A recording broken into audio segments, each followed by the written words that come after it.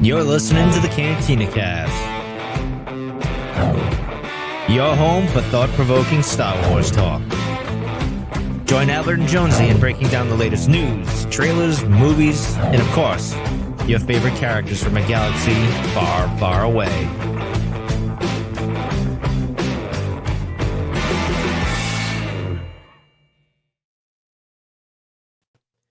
Hello and welcome to the Cantina Cast. My name is Jonesy. Thank you for joining us tonight. And no, your eyes do not deceive you if you're on the live stream, but I am joined by the one and only Ms. Lauren. Lauren, how are you doing tonight?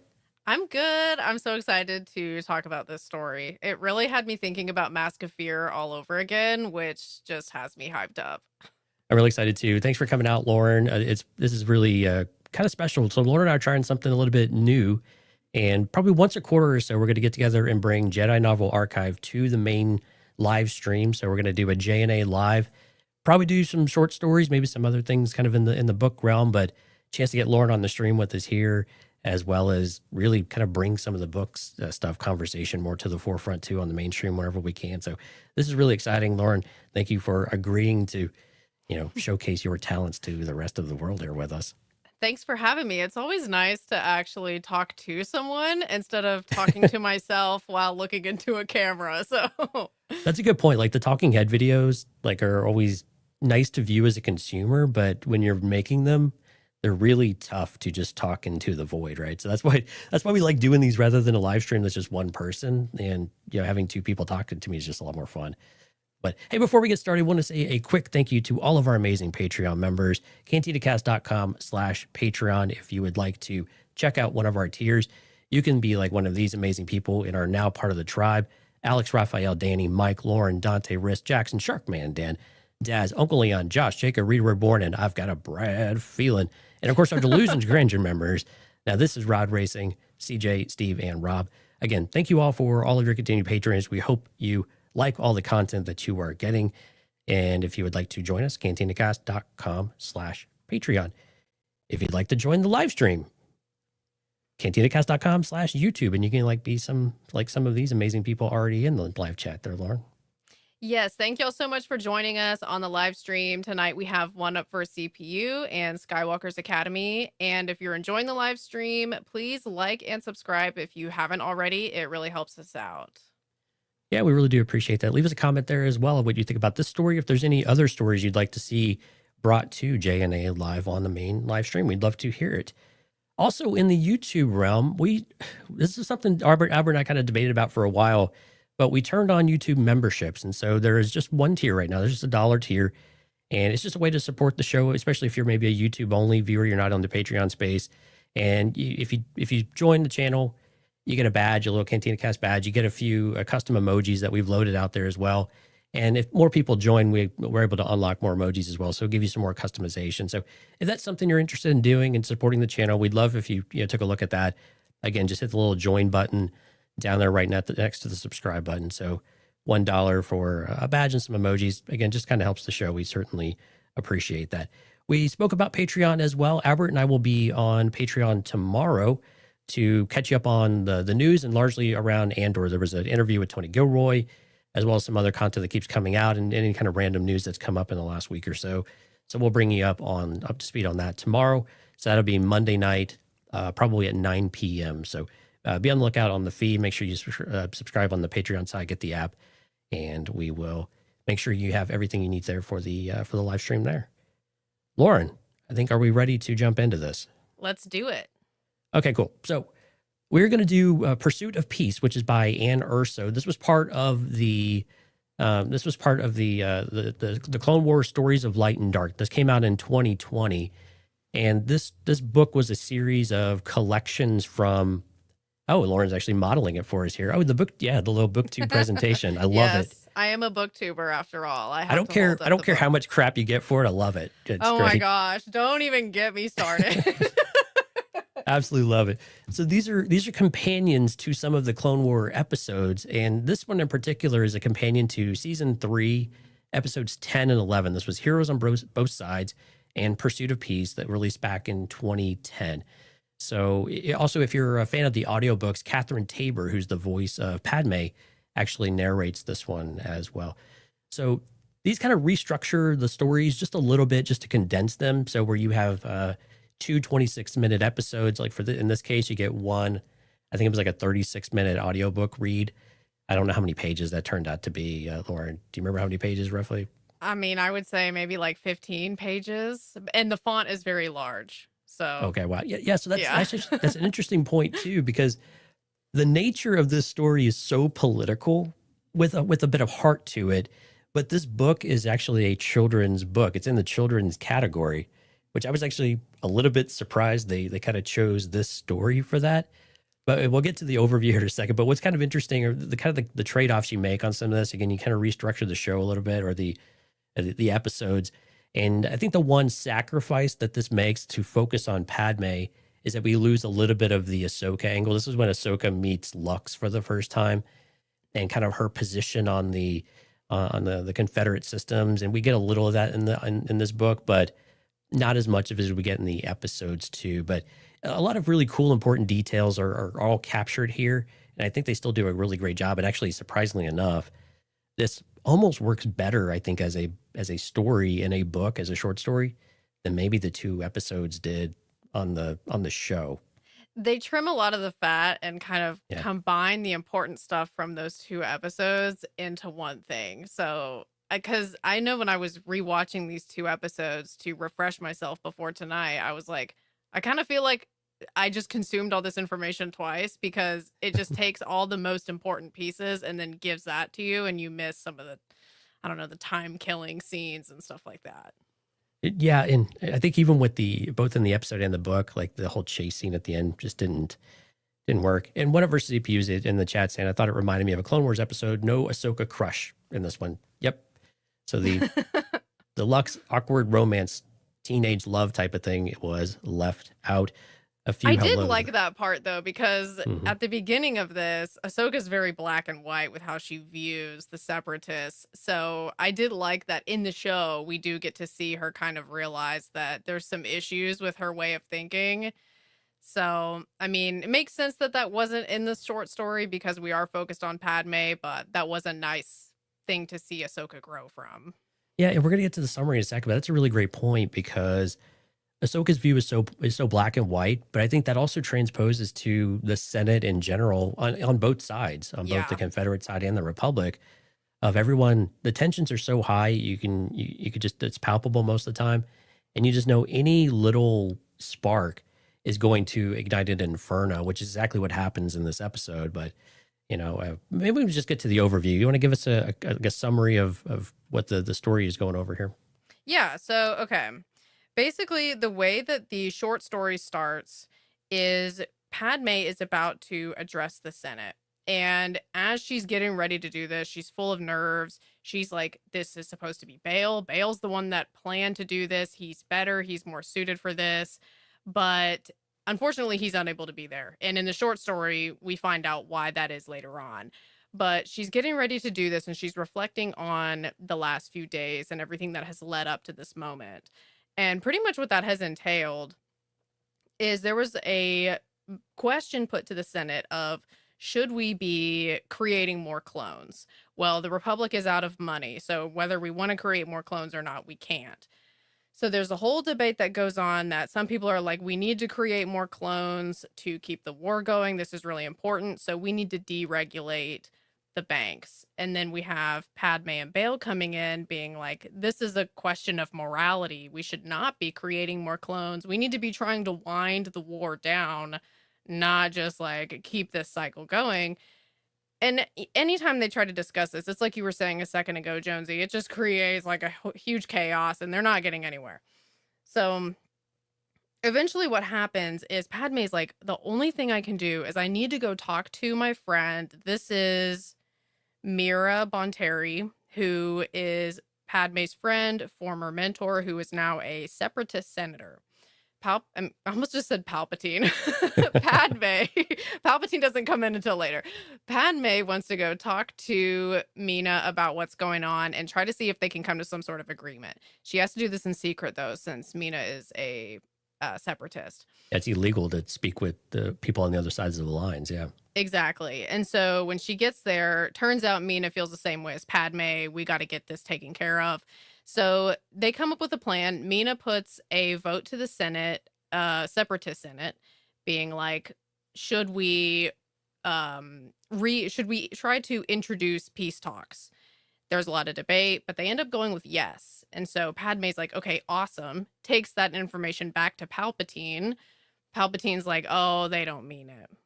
Then turns out Palpatine and Dooku probably cooked up some fake attacks together, and this sabotages any sort of peace talks that could happen. And they're getting ready to deregulate the banks and get more clones made. It's getting really bad. Things are getting really cutthroat in the Senate. People are literally getting attacked. And this is when Padme's like, we got to get Bail to address the Senate, like really counting on Bail to push this through and get all this to stop. Turns out Bail gets attacked. And so that's what ends up putting Padme in the position where she has to do it. And thank God Padme is able to get up there and convince them all to not create more clones. By the angle that she takes is this war is hurting the people, and it's hurting our people, the people of Coruscant. And so because of that, we need to not just be reigniting things. And so she ends up getting it pushed through, even though Bail isn't there to help her. Yeah, and it kind of wraps up that way, and we're going to get into some of the details there that we glossed over. But when we talked about doing this show and you picked the story, kind of what was the impetus? Like what brought this to mind of why this was such an interesting story to try to bring to everybody today? Yeah, so the reason that I really felt like this is a good time to read this is just talking about Mask of Fear, which my video for that came out a couple weeks ago. That story is very similar in terms of we're dealing with a lot of political maneuvering and trying to get things passed, but it's happening a couple of weeks after the fall of the Republic. And so it's interesting in that story because we see Bail's perspective in that story. And a lot of times what he's thinking to himself is, I wish Padme were here. She would be so much better at this. I need her help. Right. So when I was thinking about what short stories might be relevant right now, and I came across this one, I was like, oh my gosh, this is like the other side of what Bail was saying about Padme. Padme feels the same way about Bail when she was alive. So I thought that was really cool to kind of see the other side of that, and to also see how a lot of the issues that are going on in Mask of Fear, we're seeing those same issues during the prequel era too, with when the Republic was actually still in existence. Yeah, it's really curious. Like you said, it's just like the Bail and Padme aspects of things are just kind of flip flopped from where they were in the Republic era, now in the Galactic Senate. And you're right. There were so many themes that are very consistent in Mask of Fear. They're, the senators they're worried about being watched. Are they being prosecuted behind the scenes? They're definitely being spied on, and we see some of that in the Republic too. But the Republic's like, no, there's no reason for all this to be happening. But then it's very real when they have bounty hunters chasing Padme. It doesn't come through in the short story, but Bail kind of gets caught in the crossfire a little bit. And then, of course, Mina Bonteri is murdered, probably by Dooku and his thugs. They kind of gloss over that in both the episodes and in the short story. Yeah. But Mina Bonteri, and I guess it's all supposed to be happening off scene, but and that's what breaks down the talks from the separatist side as well, because they're like, hey, if the Republic's going to attack our people, and then of course it's just an exchange, like you said, Palpatine and Dooku are just coordinating these attacks to set everybody against each other.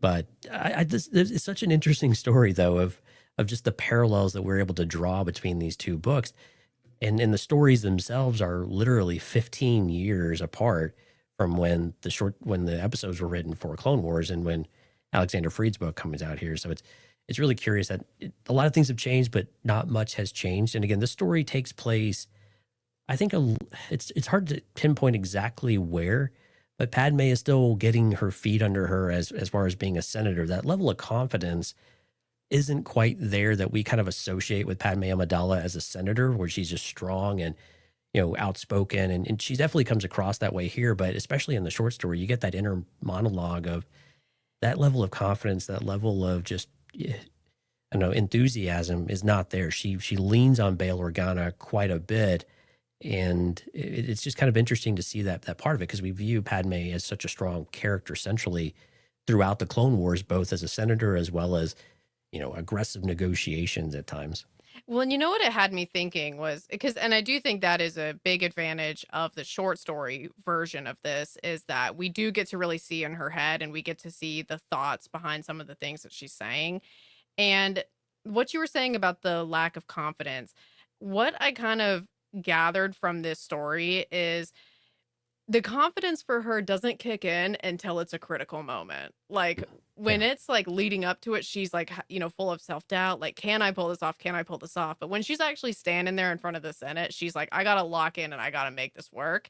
And then she's able to do it. But it's almost like it's not until an emergency happens that she's able to kind of push all that out of her mind and just do what needs to be done. So I thought that was pretty cool. Which is actually really interesting, because that's so like Mon Mothma in Mask of Fear in some ways, where Mon Mothma seems like she's always, I'll come up with the right thing at the right moment. She tries to be ultra prepared, of course, but she finds herself in these situations where she just has to jump in, and I'll just have to figure it out with whatever I have at my disposal and play the room kind of thing. So again, some really interesting comparisons. Maybe let's jump into a little bit of Padme and Bail in this story. I mean, Padme's kind of doubts, but she really leans on Bail and what she views as Bail's strengths. Yeah. And it's like, it's interesting because both of them think that the other one is better. Right. And that's just a funny thing about their relationship is they see each other's strengths and then doubt themselves more. But it's almost like Padme, she seems like her strength is more like actually talking to people, whereas Bail is better about presenting himself to a big audience. And I think the truth of it is that they're both probably good at both of those things, but they Right. just see the other person as better at the thing that they're least comfortable with. Right. And she views Bail as having clout, I think, more than anything else. He's very well spoken, very well respected. And she feels like that's the voice that people would respond to at the end of the day, because he's just been there for so long, and people believe him. And when he speaks, he has authority, and he just brings it all to the table of not only tenure, but stature and really just dignity, I think, in a lot of ways. But you get in contrast with like Mask of Fear, he's lost a lot of that credibility, and they kind of view him as someone who's maybe, I don't want to say crazy, but someone who's a little bit obsessive over some things. And so it's interesting to still see him in this element here. But you're right, Padme, her strength, she can do the things that Bail does, but where her strength is she takes the time to really connect with people, not just talk with people, but really truly take a moment to connect with, like, Tekla in this story in particular, who's one of her handmaidens. But she gets some of this backstory about Tekla's family and how they're struggling. And as they take money to try to divert it to the war effort, they're taking money away from social services, away from the things that are, helping the people of Coruscant and across the galaxy. But really, they're doing it in such quantity that it's really starting to materially hurt them. And so Tekla's family, is suffering from this because they just have less and less resources. But it's that moment of her being able to connect with that changes the minds of the Senate, right? And so that's her ability to convey that emotion. And I was trying to find a way to like summarize these two characters a little bit. And I didn't quite find the right word for Bail, but for Padme, it really feels like she's like the soul, like I would say the heart sometimes, but maybe the actual soul of the Republic, where she's the one who actually gets them back to thinking about, as a senator, why are you truly here? Why are we trying to win this war? What is it that we want to be left with? Like, who are the people that we are supposed to be, protecting and lifting up at the end of the day, and not losing sight of any of that stuff? And I think that's where she really has always brought that to the forefront, where a lot of her other, partners and colleagues tend to lose sight of that for all of their bravado and all of their, good nature and goodwill. I think that's the one key thing that she brings to the table each time. Well, and I feel like what she brings to the table, it rubs off on Bail, and that changes him by the time we get to Mask of Fear, because in Mask of Fear, he's kind of got a different, it's like you were alluding to a minute ago, he's got like a different sort of impression on people. People kind of view him as a loose cannon. People don't, people almost just expect that he's just going to say some ideological stuff and not be very practical. And I think that Padme's, and he does mention this when he's reflecting on his time in the Republic Senate, Padme's tendency to put the people first and really stick to the morals and stuff, I feel like that does have a good influence on Bale. But unfortunately, by the time we get to the Empire, people don't really view that as a good thing anymore. And like they might have done in the past. Like it's hard to imagine people cheering and clapping for a speech about the innocent people of Coruscant by the time we get to Mask of Fear. So people just kind of take it different. But I do think that ultimately Padme was a good influence on Bale in that area. What did you think about in the story when she's presenting a challenge to war, and she's just outright called a traitor by numerous people in the Senate? Actually, in the episode, it's a lot more people than the short story calls out. The short story just Yeah. kind of calls out one, but you hear it echoing throughout the Senate chamber in the actual episodes of I think it may have been in the first one, Heroes on Both Sides. But what do you think about that? Like, of all people, Padme being called a traitor. I mean, and this is also, correct me if I'm wrong, they didn't even know about her talking to Mina at that time, right? Right. Yeah. Yeah. So, I mean, that is crazy. So, I mean, yeah, I guess by the time they end up clapping at the end of the story for the innocent people of Coruscant, Padme has to go through hell before she gets to that. Right. Like, I mean, it's crazy that they would call her a traitor just for questioning the war. But I mean, it's almost like everybody in the Senate, they have that kind of mob mentality of like, they're all like, we need to keep the war going. It's very like fear mongering type of stuff. And so they're all just kind of buying into the propaganda. And when somebody stands up and says, hey, like, let's think this through for a minute, this doesn't really feel right, it kind of like upsets them all.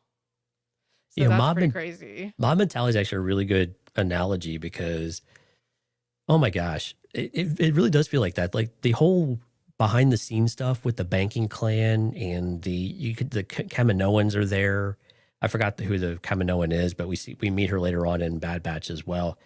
And they're all like just scheming, and it just all seems so obvious from a viewer perspective. It's almost frustrating to watch and read just some of this stuff because it's like it's so obvious what's happening. It's like, yeah, Right. we're banking clans, like we're neutral, but we're going to charge you a 25% tariff. And I thought that the book really did a great job of oversimplifying some of that, where the episode really got into more details and really slowed the episode down. Like you said before, they trimmed the fat. It really gives you a better idea of the scheming that happens in the episode. But in the short story, it jumps right to it of like, for every $100 or 100 credits that we're going to borrow, we need to pay 125. And that escalates really quickly. Like the way that interest works, it compounds, right? So it's really, you could tell where it's bankrupting the Republic. It's also bankrupting the Separatists as well. But when in doubt, just kind of make more money or just raise the debt ceiling. It actually parallels some of the themes that we have in our own government today, which I thought was another interesting kind of comparison. And when we look at these stories, and I know this is kind of pulling out of the story a little bit, but I'm interested with the stories we have of like Mask of Fear and we have with Andor, and maybe this works a little bit better in a book rather than TV sometimes, but do you think how accepting we are of more of these politically motivated stories, or maybe not motivated is the wrong word, but kind of these political thriller type of stories, do you think we're just more mature and ready for this stuff? Or do you think is it something resembling like some of the government turmoil we have in the US, right? We've got trade wars, we've got real wars going on globally. There's tensions around money and how the private sector works in with government and what the relationship is and how to best do our resources and balance the climate and the debt. I mean, all of these not fun Star Wars type of things are so present within Star Wars. Do you think in 2025, make no mistake, in 2010, these episodes on the Clone Wars did not do very well. Like they were not very well received, maybe by a few people, but for a lot of people, they were like, this is really kind of boring, to be honest with you. But then you come into like these short stories and they can really boil it down to the things and they get to the heart of why it's important while getting the point across of the suffering. But do you think now, skip ahead to 2025, do you think we're a little more accepting and interested in these types of stories because it so closely emulates what we're subjected to every single day? I think it's probably a combination of all of those options. Like, I think it probably is a lot to do with the world that we are finding ourselves in right now. Because, as I'm reading some of this, I'm like, sounds familiar, sounds familiar, sounds familiar. Yeah. So I think part of that, and I think that it is almost like a coping thing when you're able to watch or read something that kind of reflects something that you're also going through, and that could be about anything. Right. So I think it's probably partially that. I also think too, maybe the reason that people didn't like those episodes before is we at that time weren't really used to seeing really long extended political scenes in Star Wars where the Senate is having like a whole meeting and that's like pretty much the whole episode. Right. Now we're used to that because of Andor, but I think back in 2010, that was probably just like one of the first times that we've had an episode get that deep into the trenches of the complicated political stuff. It might actually be true. Yeah. Yeah. So maybe people were like, what is all this discussion that we're having to follow? So probably some of that. But I mean, even sometimes, like, there were times when I was reading Mask of Fear, which I loved that book so much, but there were some moments where I was like, this is a little dense. This is kind of a lot to follow, like having to Yeah. follow a whole conversation for like a chapter. It's a lot to think about. And I do think it's easy to kind of your mind kind of wanders if the conversation's getting too detailed and too down into it, which people probably felt when they watched those episodes back in 2010. So I could see that having to do with it too. But I also think that we're getting, on the other hand, we're getting more accustomed to this kind of stuff. Like I was thinking about Game of Thrones, I feel like really opened the door to TV shows and movies spending a lot more time on political maneuvering and manipulations and stuff. So I think it's just kind of popular right now in general, even outside of Star Wars. True. And I think it does probably speak to a certain maturation over the type of themes that we want, especially as generations get older. And it's good that Star Wars has kind of a balance of where you can kind of jump in and out of some of that. It's kind of interesting. It worked itself so far into the Clone Wars, which it was central part of the Clone Wars story, but maybe the less action oriented aspect of it. But I think the one thing, and I haven't got all the way through Mask of Fear yet, so I don't know where it ends up quite yet. But throughout this story, I think one of the things that comes out at the very end of it, though, is that still that theme of hope. Like there's still good in people. There's still good in the Republic. There's still good in the people that make up the Senate, even though there's definitely signs of corruption, that you still have ways of reaching people at a very fundamental, for lack of a better word, human level. I know not all human, of course, but they're able to really, at least Padme is able to really get into someone's soul and actually help them understand, like, no, this is the right thing to do. This is what we should be doing. And you still have that light that you can, that North Star of sorts that you can kind of follow, and you feel like it's still present, even though you can feel the darkness kind of trying to swallow you the entire time. Yeah. And I do think, I mean, that feeling of hope for me is crucial with any Star Wars story, even if we only get like a little glimmer of it at the end, like even Especially if in these really dark ones. yeah, even if it's very subtle, it has to be there for me. So I do appreciate that we did get to see Padme shine in that area of bringing hope to people. And also, even though it's, the story does have some dark themes in terms of like greed, propaganda, fear mongering, all of that, we still do get that glimmer of hope at the end, which for me is absolutely key. So I was glad that was still there, even though there's a lot of tough stuff surrounding that. I think it's also that idea of perseverance too, especially within the face of a threatening environment. And I won't back down, and I'll continue to push forward because that's the right thing to do. That's what we're here for. And again, some of the themes with Mask of Fear is that's becoming much more difficult for them to do in the Imperial days, when it was already starting to be difficult here, when it feels like it should have been the safe place. It should have been the operating norm, right? We should all be free to pursue the things that we feel are right, and the things that our people want, and not being so selfish for our constituents. And I've never heard the word constituents so often as I have like a Mask of Fear.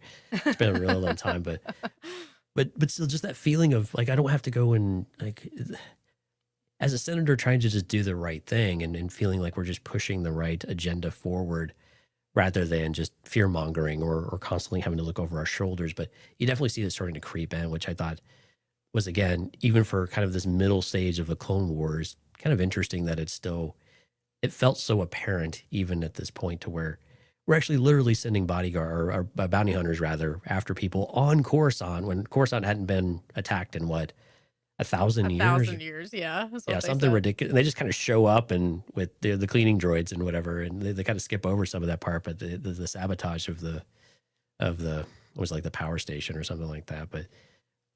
But yeah, any other interesting thoughts you had throughout the story though? Yeah, so okay, I did want to bring this up and kind of get your thoughts on this. So, there's no Mask of Fear spoilers, first of all, because I know you're not done with it, and I Right. know there's probably people watching that are not done with it. But in Mask of Fear, one thing that is really commonly reflected on is the fact that a lot of the consequences of why things are so hard to get past and actually do something about is because of things that happened during the Clone War, which Right. I feel like this short story kind of points out what some of those things are. And one of those things is the perception of the Jedi. That's something that's kind of brought up a lot in Mask of Fear. And I thought it was kind of interesting how Ahsoka says to Padme, she's like, just says it just like there's no issue with it. She said, I know separatists are evil, but blah blah blah blah blah.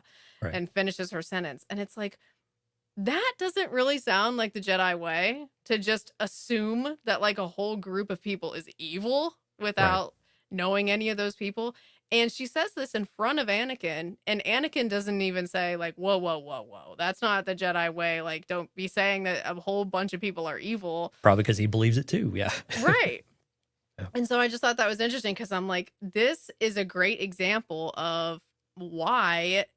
Now, I'm definitely not a Jedi hater at all. Like, I think the You were Jedi the furthest from that. Yeah. right. I think the Jedi were doing their best and made some mistakes. But it's interesting to see how the people in Mask of Fear that are like looking back on the Jedi with some negative views, what this conversation that Ahsoka and Anakin are having where they're calling separatists evil, that's a great example of that because they're supposed to be, she should have a master that's guiding her like, this is how we should view these people. Don't just call everybody evil. But he just kind of goes with it. And they're both okay with it because they're both so viewing themselves as soldiers rather than true Jedi that they kind of have gotten it twisted throughout the course of the war. Yeah, and you'd like to think that this was just the youth, maybe, because you can kind of understand you had a war. It feels like they started it, right? They withdrew. There's a whole political thing that no one really understands, especially I think from the Jedi, especially from a younger Jedi. But Ahsoka is kind of growing up in all of this, and Anakin kind of came in it's still very impressionable of some sorts, and he has a very strict idea of what order should look like, and order is important to keep. And of course, this all comes out by the times of Revenge of the Sith and all of that much later on. But but you're right. It's interesting. You start to see that polarizing aspect of the Jedi, and you don't have a Yoda there all the time to be able to challenge you to think about both sides of the coin and understanding. And we that's why I think some of the stuff that was left out of the episodes with like Mina Bonteri and with Lux from Ahsoka's perspective are kind of missed. They could probably do another short story to just focus on that interaction and then kind of pull that piece of it out too and kind of bridge it and kind of do a little bit of a, like an anchor that bridges away from it or a branch. And I think that would be kind of interesting is I think that's the angle where, like you said, towards the beginning of the show, that Ahsoka's perspective starts to change whenever she starts to see that the people on the separatist side are, for lack of a better word again, human, and they have families, they have people they love, they have people that have died, they have people that were doing things and they were attacked and they were just casualties of war. And it's happening on both sides. And humanizing the other side is really difficult.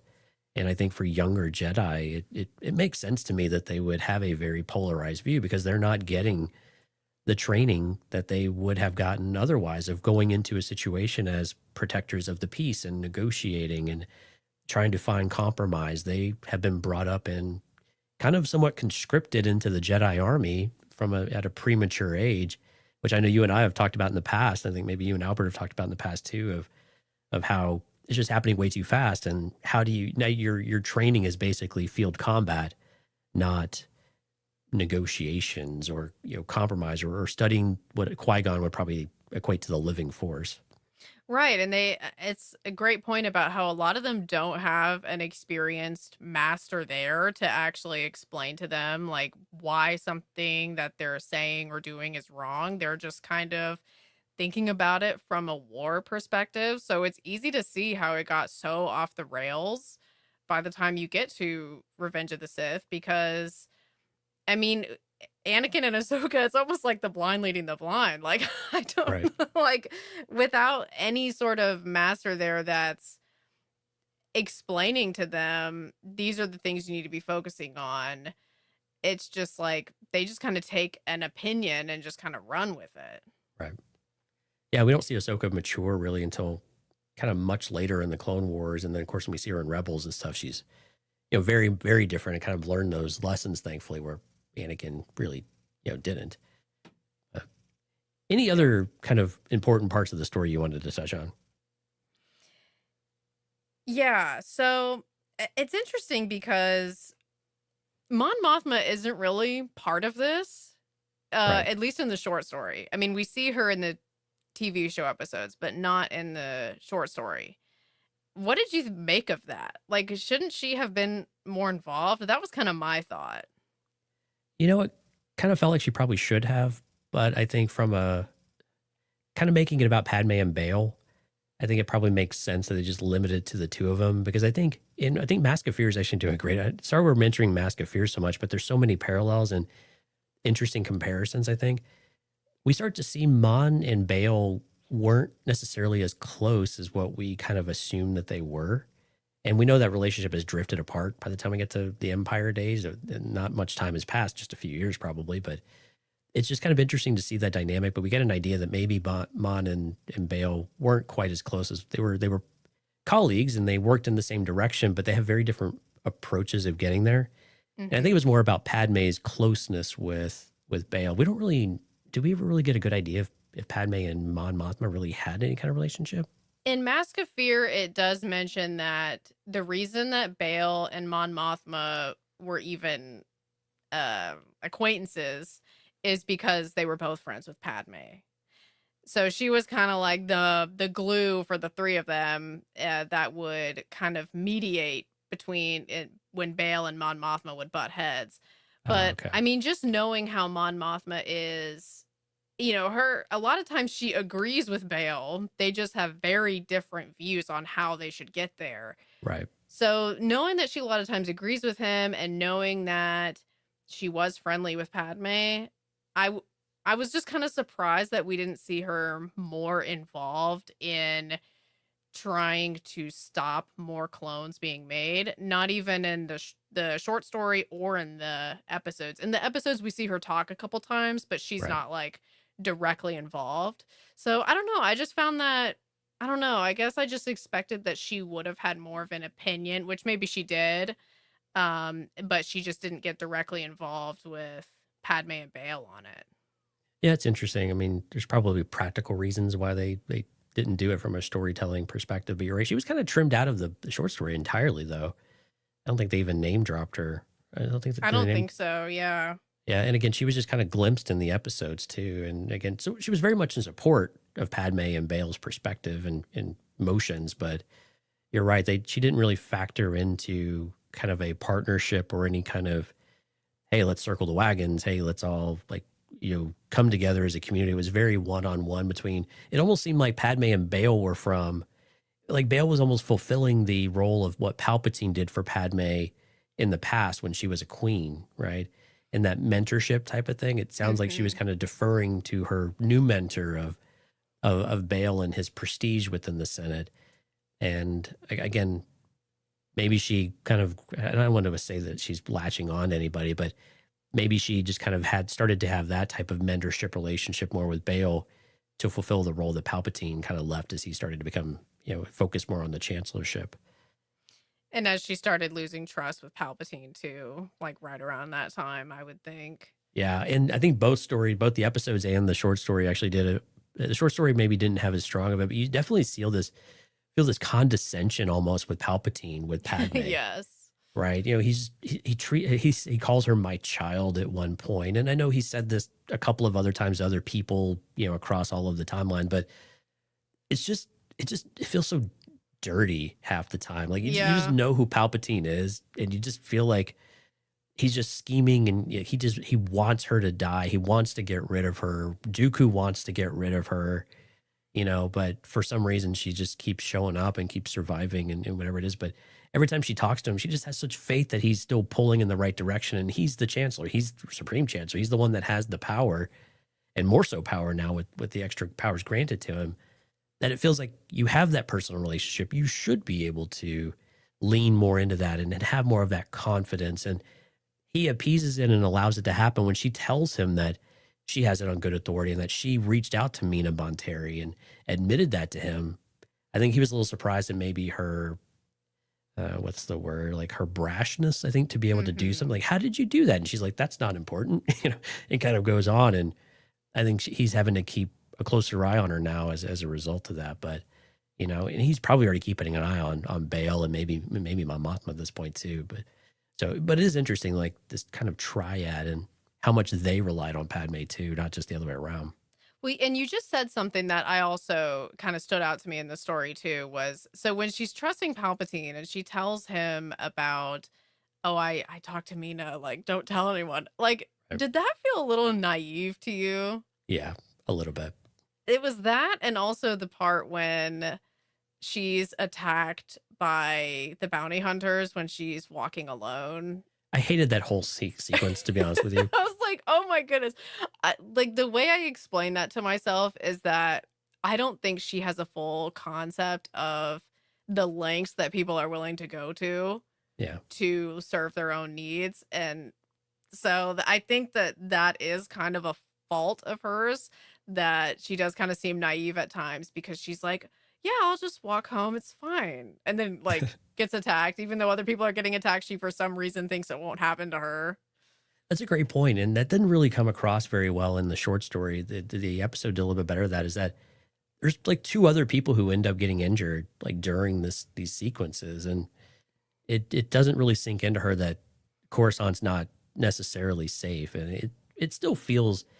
I think we kind of feel this way maybe in our own homes and maybe in our work environments, the place that we go frequently. We feel we have this sense of security, not anticipating that anything out of the ordinary could truly happen to us until it does. And then it feels like such a shock and surprise. And I think for Padme, some of that might be just that she just feels like, well, this is home. Like, why would anything happen here? Coruscant's safe. There's this bubble around this place.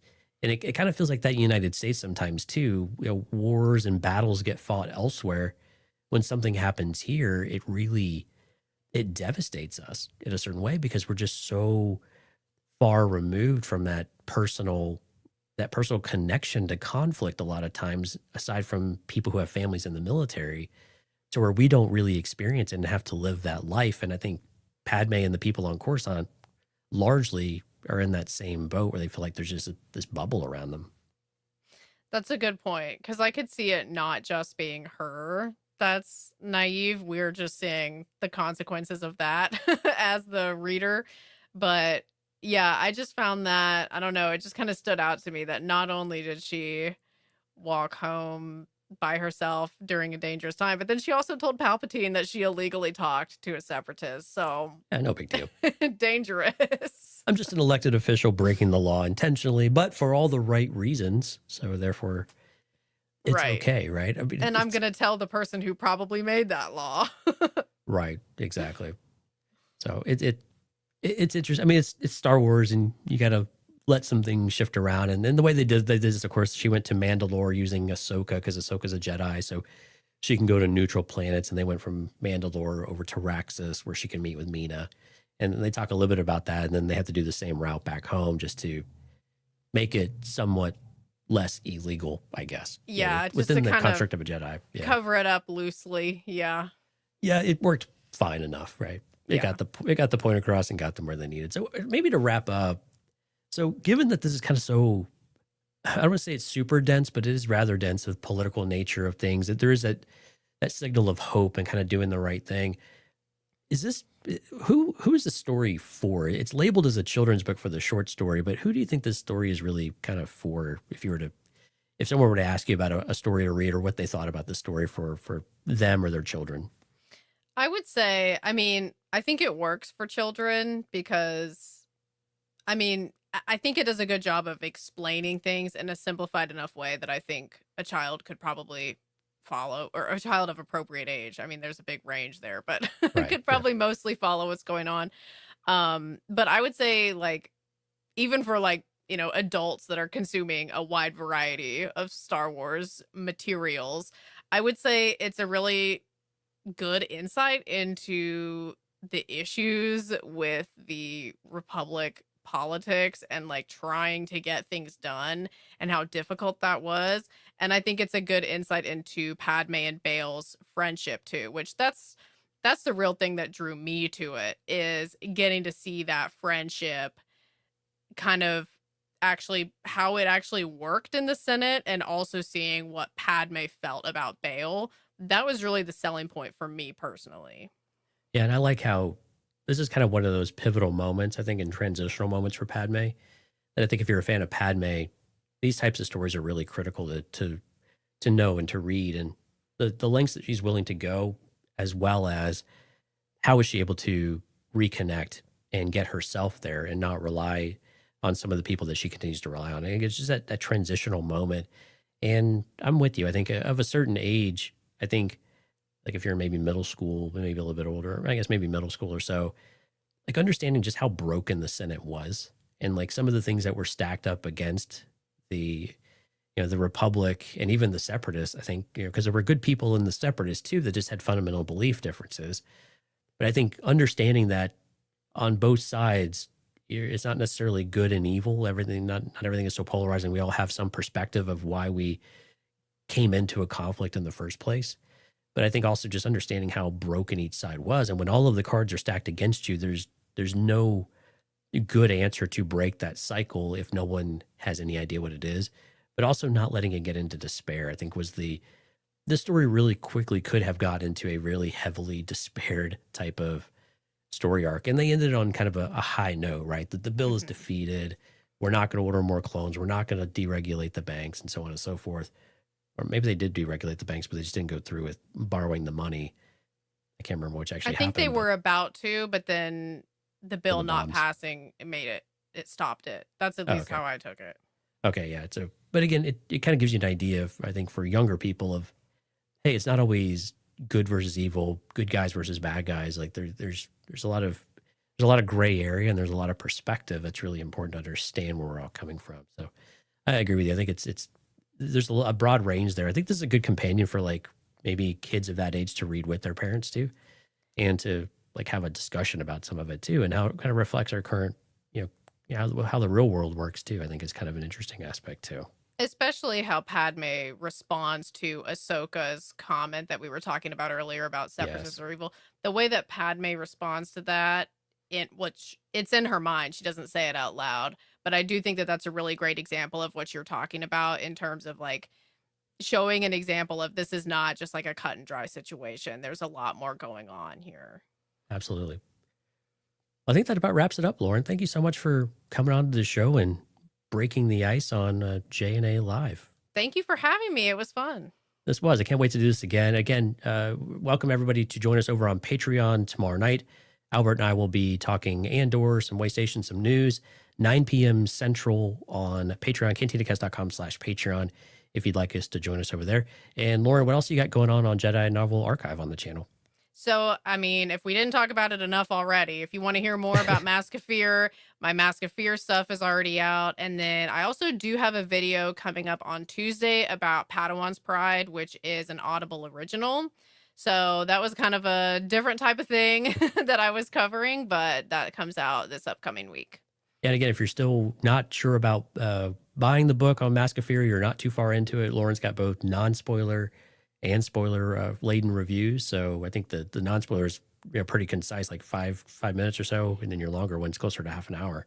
Yeah. So a little I can something be for a little long-winded with these. Oh, Yeah. I love it. I love it. Yeah. So you got a little something for both of you. So if you're interested in getting Lauren's take on it in a little bit more detail than what we've talked about here, hopefully this has got you kind of excited about some of those elements too. Go check those out. cantitacast.com/YouTube. Other than that, Lauren, any parting words for us tonight? Well, thank you to everyone who joined us in the live stream. Tonight we had One Up for CPU, Skywalker's Academy, My Star Wars Guys, and Music Train. So thanks, y'all. Yep. And we see you folks over in the background. Hopefully next time you'll come over and pay us a visit, say hello in the chat. We can get your name up on the screen. Appreciate everyone coming out. And we will see you again on Patreon tomorrow night. Thanks, everyone.